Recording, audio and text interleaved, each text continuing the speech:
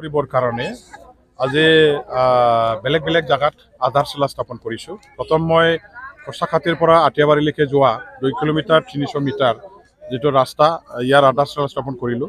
এইটো মুখ্যমন্ত্ৰী পকীপথ নিৰ্মাণ আঁচনি।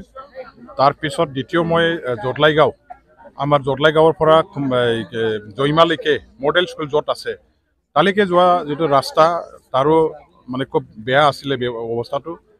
ইয়াৰো নিৰ্মাণ কৰিবৰ কাৰণে RIDF-ৰ পৰা চেংচন পালোঁ, সেইটো আজি আধাৰশিলা স্থাপন কৰা হ'ল।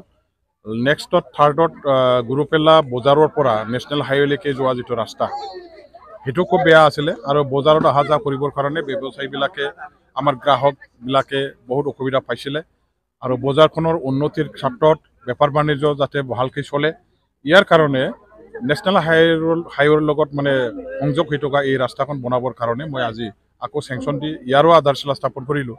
শেষত আকৌ চতুৰ্থ যিটো ৰাস্তা আমাৰ নেশ্যনেল হাইৱেৰ পৰা বন্ধু বজাৰলৈকে আমাৰ একেবাৰে ভিতৰৰ অঞ্চলৰ এটা বজাৰ আছে আৰু এই বজাৰখনত আমাৰ কচুগাঁও গোসাইগাঁৱৰ ব্যৱসায়ীসকলে আহে, আমাৰ লোকেলি তাতে মানে কিনা বেচাটো চলে।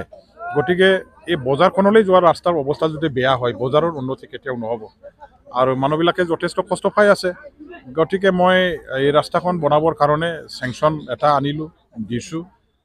2 কিলোমিটাৰ 442 মিটাৰ না কিমান বা আছে আৰু ইয়াৰ অলৰেডি চেংচন হৈ গ'ল, টেণ্ডাৰ হৈ গ'ল, ওচৰে কামটো আৰম্ভ কৰিব। ইয়াৰে আধাৰশিলা স্থাপন আজি আৰম্ভ কৰিছোঁ।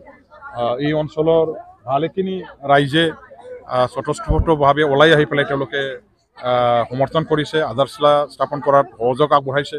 তেওঁলোকে বিৰাট ভাল পাইছে। বহুত দিনৰ পৰা তেওঁলোকৰ এইটো এটা দাবী আছিলে, ৰাস্তা যিহেতু ভাল হ'ব লাগে আৰু ওচৰতে আমাৰ বেলেগ এটা ৰাস্তা বনাব লগা আছে, সেইখিনিকো বনাবৰ কাৰণে মই ইতিমধ্যে ৰাইজৰ আগত আমাৰ ফালৰ পৰা আভাসটো দিলোঁ। অসম চৰকাৰৰ ফালৰ পৰা যিখিনি বাজেট এতিয়া প্ৰেছ কৰিব, এই বাজেটত ৰাস্তা আৰু দলং বনাবৰ কাৰণে যিমানখিনি টকা ধাৰ্য কৰা হ'ব ইয়াৰ পৰাই আমাৰ মুখ্যমন্ত্ৰী ডাঙৰীয়াদেৱক অনুৰোধ কৰি আবেদন কৰি আনিবৰ কাৰণে মই ব্যৱস্থা কৰিম।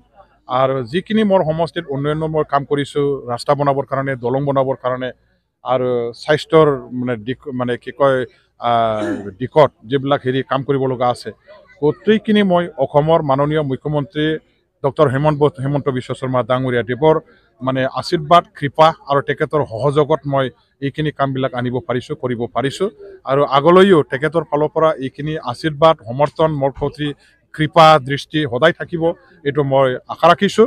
আৰু সমষ্টিবাসী ৰাইজৰ হৈ কাম কৰাটো মোৰ এটাই মাত্ৰ এজেণ্ডা, উন্নয়ন হ'ব লাগে, ৰাইজে কষ্টৰ পৰা পৰিত্ৰাণ পাব লাগে আৰু ৰাইজে সদায় নিজৰ অভাৱ অভিযোগবিলাক আমাৰ থ্ৰুৱেদি পূৰণ কৰিব পাৰিব লাগিব। এইখিনি পূৰণ কৰাৰ দায়িত্ব মই এজন বিধায়ক হিচাপে যিমান পাৰোঁ চেষ্টা কৰি আছোঁ, কাম কৰি আছোঁ।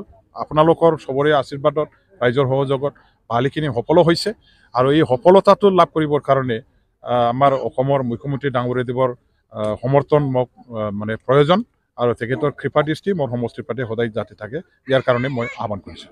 স্যাৰ, ইতিমধ্যে কোকৰাঝাৰ জিলাত এই কথাটো মই অসমৰ মুখ্যমন্ত্ৰী ডাঙৰীয়াদেৱৰ কথা পাতি ল'ম। এতিয়া ঘটনাটো হ'ল যে মানে শিক্ষা বিভাগটো হ'ল BTCৰ হাতত মানে অৰ্পণ কৰা এটা ডিপাৰ্টমেণ্ট আৰু এই হাইস্কুলবিলাকৰ হেড টিচাৰবিলাকৰ যে পষ্ট খালী হৈ আছে, অকল হেড টিচাৰৰ নহয়, ভালেখিনি টিচাৰ নথকা LP school, ME school, high school আছে য'ত নেকি একেবাৰে ভালেখিনি টিচাৰবিলাকক এপইণ্টমেণ্ট দিয়াৰ প্ৰয়োজন আছে। সেইবিলাক আজিলৈকে পূৰণ নকৰাৰ কাৰণে ছাত্ৰ ছাত্ৰীসকলে যথেষ্ট কষ্ট পাই আছে। স্কুলবিলাক চলোৱাটো যথেষ্ট আমাৰ মানে কষ্ট পাই আছে আৰু উচিত গুণগত যিটো শিক্ষা আজি ছাত্ৰ ছাত্ৰীসকলে লাভ কৰাৰ পৰা বঞ্চিত হৈ আছে।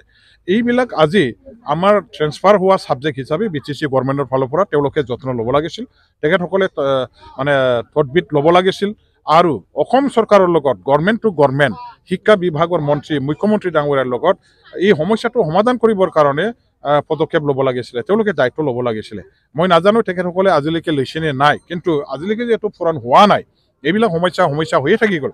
গতিকে তেখেতসকলৰ ফালৰ পৰা ক'তবা নহয় ক'তবা নিশ্চয় BTC গভৰ্ণমেণ্টৰ ফালৰ পৰা ক'তবা নহয় ক'তবা লেখনাটো থাকি গৈছে, হয়তো গাফিলতি হৈছে, নহ'লে তেখেতসকলে ক'লেও অসম চৰকাৰে হয়তো গুৰুত্ব আৰোপ কৰা নাই, ভালকৈ বুজাব পৰা নাই, সিমান কৰাব পৰা নাই। গতিকে আজিৰ তাৰিখলৈকে এইবিলাক আমি দুখ বেদনাটো ভোগ কৰিব লগা হৈ